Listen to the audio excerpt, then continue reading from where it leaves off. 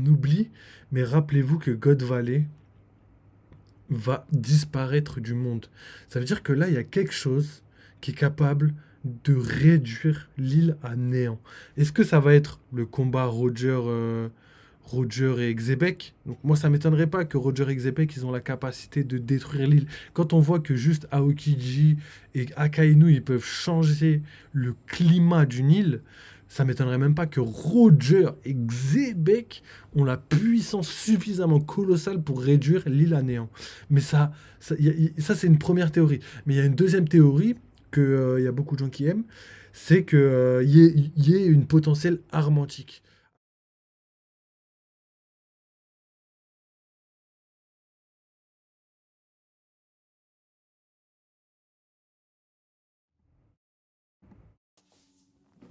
Bienvenue dans cette review du chapitre 1096 de One Piece qui relate en partie l'introduction de God Valley. On l'a vu dans les spoils des semaines précédentes, on va plutôt s'orienter sur la suite, sur la vision de Kuma et on va voir pourquoi c'est hyper intéressant finalement d'avoir un petit peu le flashback d'une personne qui avait commencé ses actions, qui a mangé son fruit du démon, qui a commencé à avoir un impact il y a 38 ans dans One Piece. Avant ça, n'hésite pas bien sûr à t'abonner à ma chaîne, à partager cette vidéo et aussi à liker et mettre un commentaire sur toutes les informations que je vais te donner à propos de ce flashback de God Ah Valley bah parce que top, on va greffer le sûr que plus je l'avais pas important, vu. c'est pas l'affrontement et les personnages qui sont directement dans ce chapitre, le plus important c'est ce qu'ils disent, c'est leur objectif, c'est le pourquoi ils sont là. Et on va voir tous les détails ensemble. Le chapitre commence par Garp qui est convoqué par Kong pour directement se rendre à God Valley. On aurait pu se dire que bon, c'est un échange assez sympa, mais si on regarde dans les détails, l'information que Kong donne à Garp directement à God Valley, c'est que hum, les gens ne sont pas là par hasard. Et Garp rebondit directement dessus en expliquant que oui, apparemment, d'après la traduction que j'ai lue, les dragons célestes ont volé quelque chose dans la ruche. C'est eux qui sont à l'origine du débarquement de Rox. Ok, ça c'est lourd parce que Ginny, elle a dû envoyer le message, mais c'est pas les Rocks qui ont reçu le message, c'est c'est Roger sûrement qui a reçu le message, ou peut-être quelqu'un d'autre, peut-être la marine aussi, hein, je sais pas, hein. Et du coup, ils ont entendu que Roger venait et ils se sont inquiétés.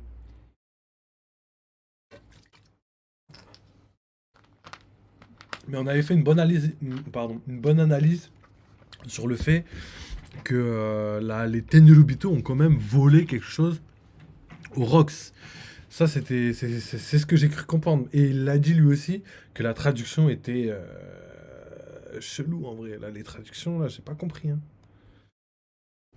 L'île de God Valley et c'est quelque chose qu'on ne savait pas jusqu'ici. On ne sait pas encore quel est cet objet, mais voilà, il y a un but précis. Rox n'est pas là par hasard, il n'est pas là uniquement pour libérer les esclaves, il n'est pas là uniquement pour combattre les dragons célestes et donc pour sauver le monde. Il est là parce qu'on lui a dérobé quelque chose et Garp le dit naturellement à Kong. Il dit bah voilà, c'est votre, vous faites piquer parce que vous avez volé quelque chose dans la ruche. Donc si tu veux quelque chose dans la ruche, il y a directement les abeilles qui viennent te piquer, te combattre. Donc c'est tout à fait normal et on verra que c'est Ah, ok, je viens de comprendre la petite phrase piquée par rapport à la ruche. Ok. Donc, ouais, en fait, tout le monde était au courant que les Tenryubito ont volé des trucs à la ruche. Et déjà, je sais même pas comment ils ont fait. Je savais même pas que les Tenryubito sortaient de chez eux. Déjà que le fait qu'ils soient partis à God Valley, c'est ouf. Mais le fait qu'ils attaquent une île de pirates, gros, on n'a jamais vu ça dans One Piece. J'étais même pas au courant que c'était possible. Du coup, je trouve ça ouf. Et c'est vrai que Oda n'a pas dit ce qu'il a volé. Ça veut dire qu'on sait pas vraiment c'est quoi. Et instinctivement, on va se dire, ouais, en fait, c'est le fruit de Kaido, etc., etc. Mais moi, je pense pas. Je pense que ça, c'est juste. C'est juste comme ça, tu vois. C'était juste histoire Parce que Oda, là, en ce moment, il fait que nous feinter. Là, déjà, juste God Valley avec les Tenryubito, on pensait qu'ils habitaient là-bas, on pensait que, euh, que Ficarland, la Garling, on pensait qu'il était roi de la baie. Il nous a fait que feinter, il fait que nous feinter. Du coup, là, je pense aussi que c'est une feinte et que le fruit du démon, c'était pas le trésor, le joyau de la couronne, comme il a dit Garp par rapport au trésor que les Tenryubito ont volé à la ruche. Donc là, il y a eu, je sais pas, énormément d'informations et au final, pas de faits réels en fait. On sait qu'ils sont venus pour un objectif précis, mais on sait pas quel est l'objectif et on sait pas qu'est-ce qui a été volé. éléments-là sont repris directement dans le débarquement des Rocks. Suite à ça, on a un peu plus d'informations concernant le jeu de God Valley. Je suis un peu déçu concernant Figarland, Garling, puisque moi je pensais qu'il était champion de God Valley parce qu'il avait réussi à affronter Roger, Garp, Xebec, ou en tout cas des personnages puissants lors de God Valley, mais maintenant qu'on sait que c'est une chasse à l'homme et que tu deviens champion si tu as le plus grand nombre de points et tu as un grand nombre de points en tuant des civils qui sont faibles, des enfants, des femmes, des maris, ça enlève un petit peu tout le prestige qu'il y a autour de ce personnage. Mais ce chapitre me permet quand même de voir le physique de quelques chevaliers divins, on les devine un petit peu dans la pénombre, puis il y en a plusieurs. On a le nom de l'un d'eux, Menli, qui est très certainement une famille divine comme les Figarland, et on peut voir aussi au fond de l'échafaud que, mis à part les cavaliers divins, il y a également des dragons célestes, on les reconnaît un petit peu au bocal qu'ils ont sur la tête pour ne pas partager leur oxygène, donc voilà. C'est trop lourd, ça j'ai adoré cette image. Et là, il a dit un truc, c'est que oui, le champion de God Valley, c'était par rapport à- au point qu'il devait tuer, il devait tuer des gens et du coup ça rapportait des points et c'est comme ça qu'il a été désigné champion de God Valley. Mais je pense qu'il faut pas s'inquiéter sur le prestige, comme il a dit, des Figarland, parce qu'en fait, à cause du fait que les Figarland combattaient, enfin surtout pas que les Figarland, mais surtout que Garling Figarland combattait Barbe Blanche, juste ça, par définition, ça ajoute un prestige légendaire à Garling. Qui peut se permettre de dire j'ai blessé Barbe Blanche jusqu'à en lui en faire jusqu'à faire en sorte qu'il se souvienne de moi 20 ans plus tard, enfin même 38 ans plus tard et que c'est qu'il soit choqué quoi. Quand Barbe Blanche parle à Shanks et qu'il lui dit oui, ton visage me rappelle ce que cet enfoiré m'a fait et réveille une blessure en moi. La blessure dont il parle, il est quand même conscient qu'elle est colossale entre guillemets. Du coup, juste ça, ça rajoute un prestige de malade au fait que Garling doit être hyper puissant. Peut-être pas aussi fort que Barbe Blanche, mais pas loin. Je pense que là, il a plus rien à prouver. Il y a plus de 200 personnes qui sont là pour tuer les civils. On a 10 000 esclaves. Certains d'entre eux sont rares. On en a 150 qui sont rares et encore moins qui sont super rares. Ça permet d'avoir un certain nombre de points. On voit également sur ce chapitre que Garling et Figarland se déplacent à l'aide d'un chocobo. Je trouve ça assez original de le voir avec une monture qui lui permettrait certainement de courir d'un point à un autre pour chasser les bestioles les plus rares enfin les bestioles, les esclaves les plus rares et gagner le maximum de points possible. Suite à ça, tu as Ginny. Ginny qui nous donne une information cruciale, elle a un plan pour pouvoir se sauver de God Valley. On retourne directement sur le point de vue de Elle est Kuma trop et forte. d'Ivankov qui pour eux n'ont aucune autre ambition que de se sauver tous ensemble. Ils sont une quinzaine, mais ils n'ont pas vraiment de plan. Il y a l'espoir de certains qui leur dit attendez, si on arrive à survivre pendant 3 semaines, il sera possible de redevenir libre. Mais Ivankov a des informations et il leur dit que non, c'est jamais arrivé dans les tracks précédentes. Il y a à peu près des tracks tous les 3 ans, donc ça n'arrivera pas aujourd'hui. Les Dragons Célestes, s'ils te donnent un espoir, c'est uniquement pour que tu sois capable de fuir pour t'accrocher à la vie, et c'est ça qui est excitant, c'est ça qui est sympa, c'est ça qui rend la chasse un petit peu importante, comme tu chasses du gibier. Si jamais le gibier sait pertinemment qu'à la fin il va mourir, pourquoi combattre? Pourquoi courir? Ce qui rendrait le jeu inintéressant pour les dragons célestes. Mais le point le plus important de Ginny à ce moment-là, c'est que elle est experte en vol et en télécommunication. Elle sait qu'il y a un trésor sur l'île de God Valley. Elle le sait, elle l'a diffusé au monde entier. C'est très certainement comme ça que les Rocks ont appris qu'ils s'étaient fait dérober quelque chose dans la ruche et que c'était les Tenryubito qui étaient à l'origine de ce vol. Et elle a divulgué les informations, ce qui fait qu'il y a plusieurs équipages pirates qui se rendent directement sur God Valley. God Valley qui était déjà entouré par des navires de la marine pour empêcher les esclaves de se sauver et les forcer à participer à la traque, et va se mêler à ça plusieurs bateaux pirates. Donc le trésor que les Tenryubito ont volé sur la ruche et que l'équipage des Rocks est venu récupérer est une information qui est divulguée au monde entier, à tous les pirates. Seulement, les soldats de la marine qui sont là ne semblent pas savoir pourquoi l'équipage des Rocks et les autres pavillons sont là pour gêner un petit peu cette guerre, gêner un petit peu cette traque. Elle n'est pas très importante au niveau de la géopolitique, c'est juste un passe-temps, un jeu pour les Tenryubito. Pourquoi autant de pirates se pointent directement ici? On a beaucoup plus d'informations dans la présentation des Rocks qui sont là. On a Barbe Blanche, on a Shiki, on a Hmm. Big Mom, on a le C'est vrai qu'on capitaine a John, énormément de on monde. a également Winzu, quelque chose comme ça, je crois. On a Kaido, tous les pirates connus et qui ont bouleversé la deuxième partie du monde de One Piece, la première partie du monde de One Piece, sont réunis. Mais le plus intéressant, c'est pas de voir qu'ils sont réunis, c'est d'écouter un peu ce qu'ils disent. Barbe Blanche agit directement comme un leader. Il explique il faut qu'on soit sûr que l'objet qu'on cherche, l'objet de leur larcin, soit ici. Et surtout, il ne faut pas que Xebec perde son objectif de vue. À mon avis, c'est quelqu'un comme Luffy ou comme Gold Roger qui peut s'animer, qui peut combattre et puis qui peut complètement oublier ce pourquoi il est là. Mais ce qui est important, c'est de voir également tout l'équipage des Rocks et ce qu'ils expliquent. Beaucoup disent, dont Big Mom, que c'est le premier qui mettra la main sur ce trésor, qui le récupérera, même si ce trésor était à l'origine sur la ruche. On a d'ailleurs le flashback de Kaido où Xebec, peut-être Big Mom, lui dit hey, Kaido, faut qu'on aille sur la ruche. Et maintenant, on sait pourquoi ils doivent récupérer ce trésor, récupérer cet objet que les Tenryubito ont volé. Beaucoup aussi disent c'est mon trésor. Le capitaine John dit c'est mon trésor. Finalement, est-ce que c'est le capitaine John qui a réussi à récupérer ce trésor? Parce qu'il y a une question, c'est de savoir ce que c'est. Et l'autre, c'est de savoir qui finalement a réussi à le récupérer.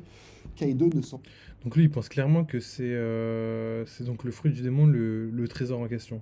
Je pense qu'il y a grave moyen en vrai. Je pense que c'est la théorie la plus probable. Mais d'un côté, je me dis, vu que Oda n'a pas confirmé, je pense qu'il essaye de nous brain. Il adore là. Là en ce moment, il fait que ça. Je pense que là, il est refait de ce qui se passe. pas intéressé. Lui se penche directement vers Gold Roger et dit à Gold Roger, la seule personne qui est capable de, très certainement, me battre. Ils ont dû s'affronter déjà dans le passé. Et Kaido est plus intéressé par le combat que par cet objet, à l'inverse un peu des autres personnages qui sont directement dedans. On a directement une image sur les autres personnages et étonnamment, Gold Roger semble aussi être intéressé par ce trésor et surtout, il dit les gars, vous allez comprendre ce qui m'est arrivé il y a un an. Il y a donc un précédent sur Gold Roger, il y a donc quelque chose qui l'a choqué, quelque chose qui reste en mémoire, quelque chose qu'il n'arrive pas à expliquer à ses camarades, et il faut qu'il soit là, maintenant, dans le moment présent, pour le Ça, comprendre. c'est Est-ce que c'est ouf. lié à l'objet? Scopper-Gaban semble dire dans la traduction que j'ai lue, tu ne peux pas utiliser ton aura de capitaine pour prendre cette décision. Est-ce que dans l'équipage de Roger, il y a également un jeu du style le premier qui tombe sur l'objet, sur ce trésor, pourra le conserver, pourra le garder? Ce qui est rare, on sait que l'équipage des Rocks sont plutôt chacun pour sa gueule, mais ce n'était pas une vision que partageait l'équipage de Gold et Roger, mais en tout cas ils sont là pour également récupérer cet objet. Pour l'instant, à ce moment-là du chapitre, c'est pas encore dit que Roger est là pour arrêter Rock dit Xebec. Mais on va avoir beaucoup d'informations sur le dernier dialogue et la seule fois où Xebec va finalement parler. On revient directement sur Ginny qui a un plan pour se sauver. Elle sait ce qu'est le trésor. Elle l'a diffusé au monde entier pour pouvoir faire diversion. Et il va lui falloir une autre diversion en interne et Kuma va le faire comme c'est un boucanier, il est beaucoup plus fort physiquement que ses camarades et il va pouvoir un petit peu prendre les coups pour aller directement dérober ce qui intéresse Ginny. C'est pas le trésor de tous les pirates, c'est deux fruits du démon, celui de Kaido et celui de Kuma, parce qu'ils permettent de se sauver de l'île. À travers un dragon, tu peux voler, sauf si t'es Momo, et avec le fruit de Kuma, tu peux directement te téléporter avec des Momo. personnes. Donc ça reste très logique la manière dont Ivankov, Ginny et Kuma ont réussi à sortir de God Valley. Ils le sont là. Ouais, ce gars pas de Saoko, il a glow up Henrik. J'avoue, beau gosse, hein. Vrai bail, hein. En plus, j'ai vu le décor stylé un petit peu. Je voyais un petit Dyson et tout. Il a du goût, il a du goût. J'aime beaucoup. euh, Par hasard, et c'est très logique la manière dont ils arrivent un petit peu à se sortir de cette situation, et vous verrez que ça aura un impact directement pour la suite. Ils arrivent pour manger le fruit, et Big Mom saute directement sur Ivankov pour lui dérober le fruit. Donc moi, la première interprétation que j'ai eue concernant le trésor de God Valley, je pensais que c'était les fruits du démon. Mais il y a deux choses qui clochent. Déjà, d'une part, eh ben, les jeunes vont directement les manger. Ce qui aurait pu me faire dire que c'est ce trésor-là, c'est que Big Mom saute directement sur les fruits, alors que dans la Ok, stylé. Ça va, t'es en détente, toi. avant, elle a dit, bah voilà, je vais attraper finalement le trésor avant vous. Est-ce qu'il faut un fruit du démon pour choper le trésor? Est-ce que les fruits du démon étaient seulement sur sa route, donc elle s'est arrêtée tant qu'à faire pour les récupérer? Mais l'élément central qui me fait penser que le trésor n'est pas un fruit du démon, c'est que c'est un trésor qui intéresse Gold et Roger. Et comme Ok, déjà là, il m'éclate de ouf. Parce que comme on a dit tout à l'heure, j'ai l'impression que le trésor que recherche, même le trésor tout court qui a été volé à Xepec, etc., c'est pas les fruits du démon. Là, je trouve que c'est colossal de la part d'Oda d'avoir remis autant d'informations. Mais en fait, tout ça, je pense que ça a été fait exprès. Il nous a condensé énormément d'informations pour qu'on se trompe à tous les coups. Et c'est vrai qu'en fait, on sait pas. Qu'est-ce qu'est le trésor? En plus, on sait que le trésor. Enfin, on sait que Gold Roger, il va récupérer plein de trésors en partant de l'île. Et on sait aussi que Xebec, lui, il va jamais quitter l'île. Mais que tous les autres vont quitter l'île. Donc, je sais pas ce qui va se passer. Là, il y aura la dissolution de l'équipage des Rocks après l'événement de God Valley. Et il y aura aussi énormément de choses vis-à-vis des fruits du démon, etc., etc. Donc, franchement, un truc de malade. Trésor. Le dernier trésor, c'est le dernier poneglyphe. Ah, je sais pas du tout. Je sais pas du tout. Parce que tous les raids poneglyphes sont sur Grand Line. Donc le fait qu'il soit à God Valley, je sais pas du tout. Après, des informations qu'on a, on sait que God Valley est réputé pour ses ressources. Mais on sait que les ressources. Bon, je sais que les pirates ils adorent les trésors.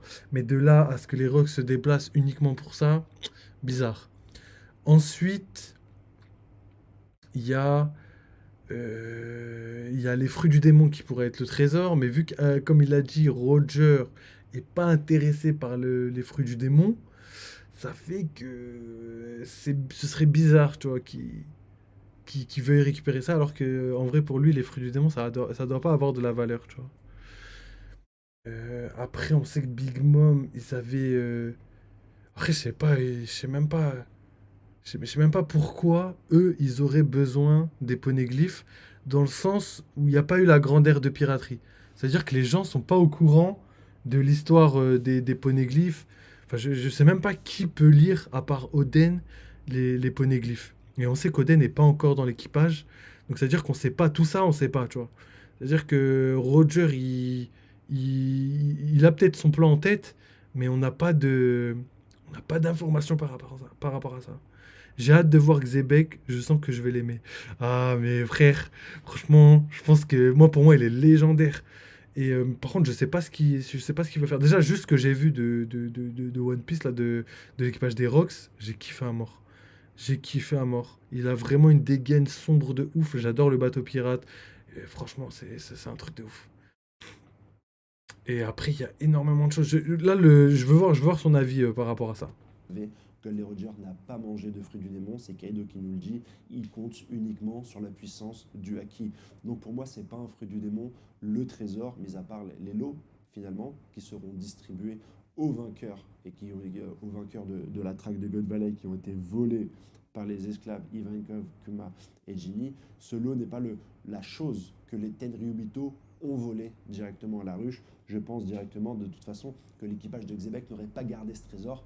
Si ce serait un fruit du démon, ils l'auraient mangé. Et ils ne vont pas se déplacer de la sorte pour récupérer un simple fruit du démon. Quoique ça rappelle un petit peu la quête de Barbe Noire, mais on y reviendra ultérieurement. Barbe À noire. ce moment-là, Kuma réussit à manger le sien et il se confronte directement avec Saturne. Saturne qui utilise déjà son pouvoir, très certainement démoniaque, on ne connaît pas encore cette forme du haki, pour pouvoir shooter directement Kuma. S'ensuit une discussion un petit peu philosophique sur la place de chacun et la naissance d'un esclave et d'un bien-né. Vous devinerez que bah voilà, les deux ne sont pas du tout d'accord et que pour Saturne, il faut tuer les esclaves. Mais ce qui est important, c'est que avant la fin de l'incident de God Valley, on a un mot de Roger et un mot de Xebec.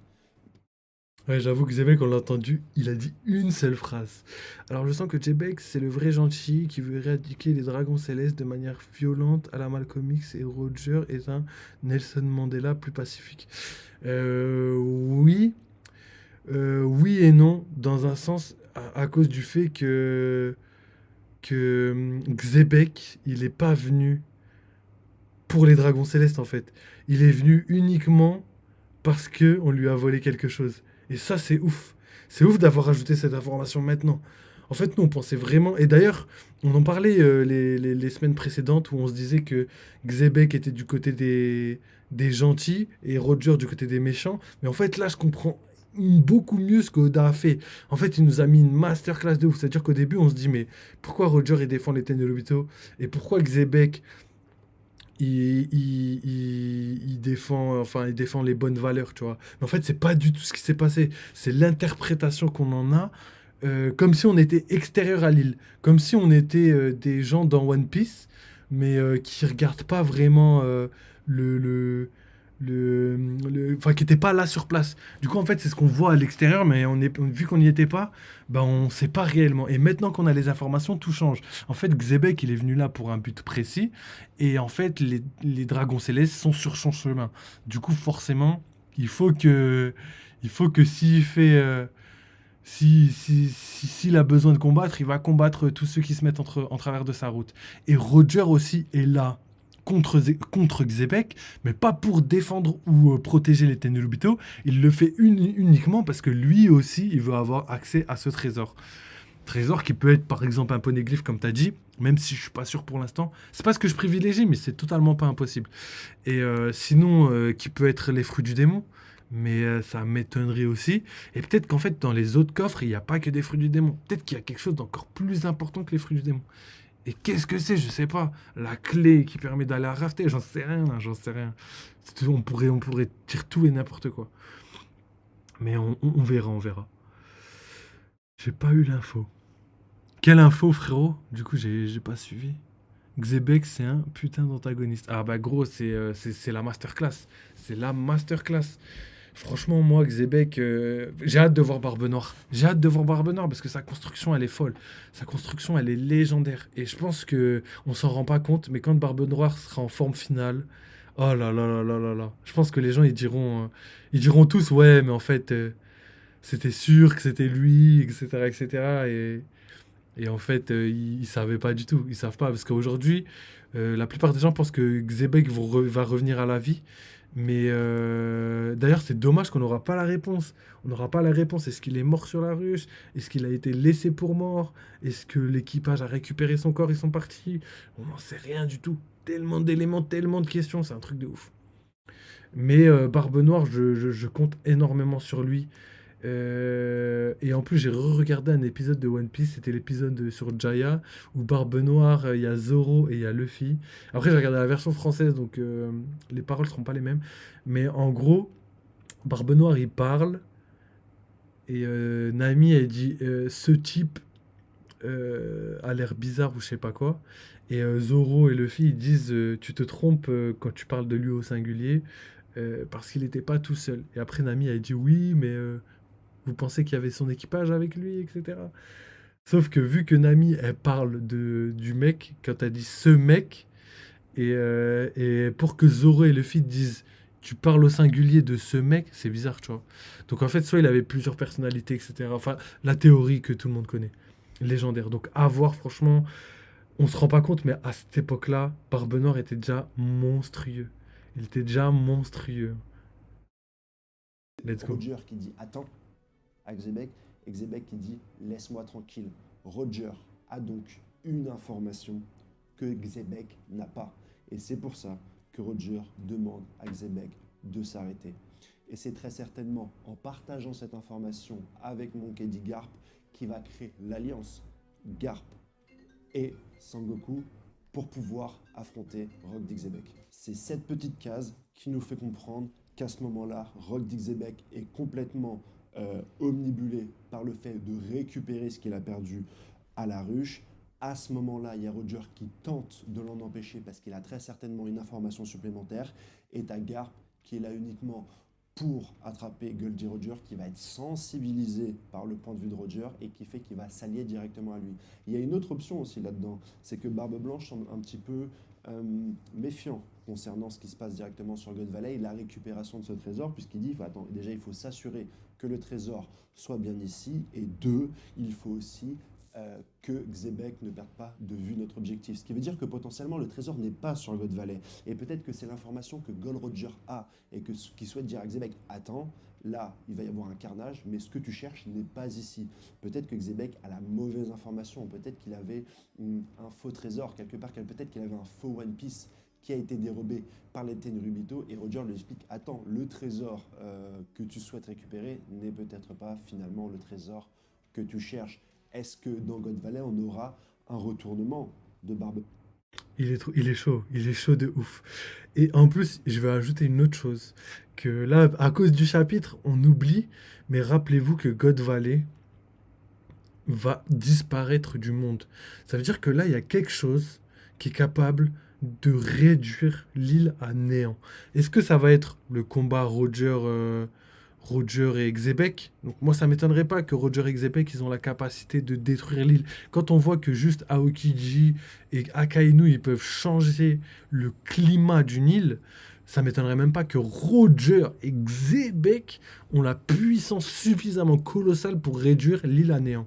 Mais ça c'est une première théorie. Mais il y a une deuxième théorie que il y a beaucoup de gens qui aiment, c'est qu'il y ait une potentielle arme antique. Après, en termes d'années, etc., je suis pas sûr que ça marche.